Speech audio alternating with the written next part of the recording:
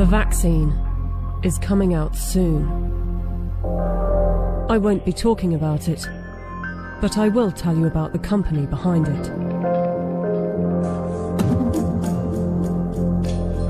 The UK government has purchased 30 million doses of COVID mRNA vaccine from a company called Pfizer. The vaccine is due to be delivered in November, with the potential of 100 million doses by the end of the year and 1.3 billion doses next year.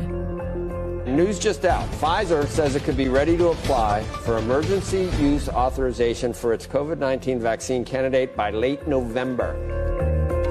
It won't be mandatory at the beginning, but judging from the large orders, a gradual plan will be implemented to persuade and incentivize people to take the vaccine and put restrictions on people that don't, along with shaming campaigns.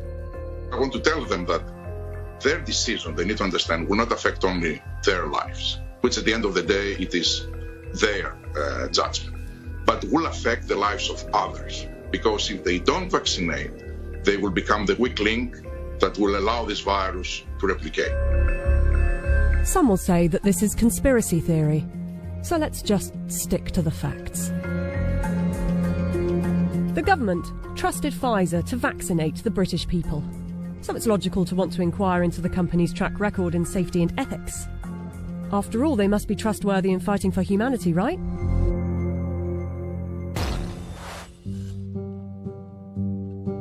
Pfizer made itself one of the largest pharmaceutical companies in the world by purchasing its competitors and through aggressive marketing tactics.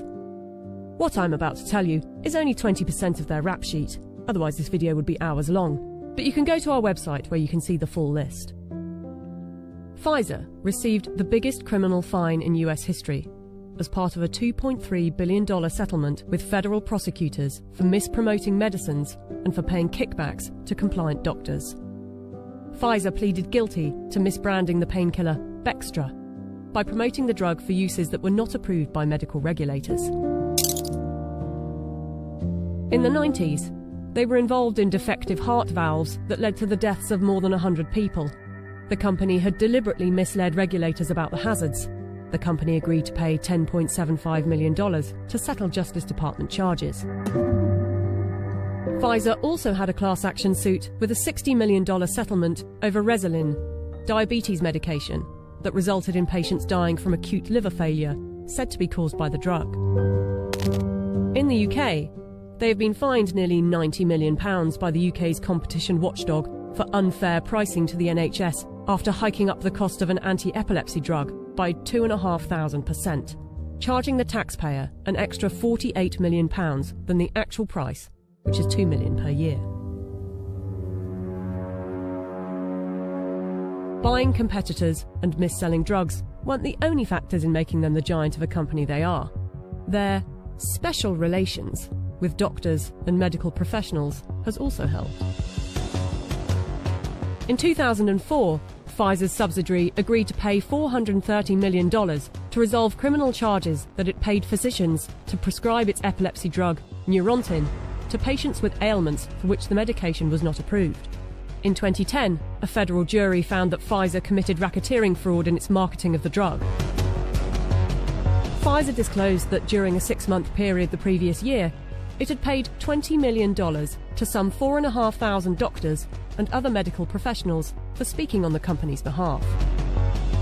In 2012, the US Securities and Exchange Commission announced that it had reached a $45 million settlement with Pfizer to resolve charges that its subsidiaries had bribed overseas doctors and other healthcare professionals to increase foreign sales.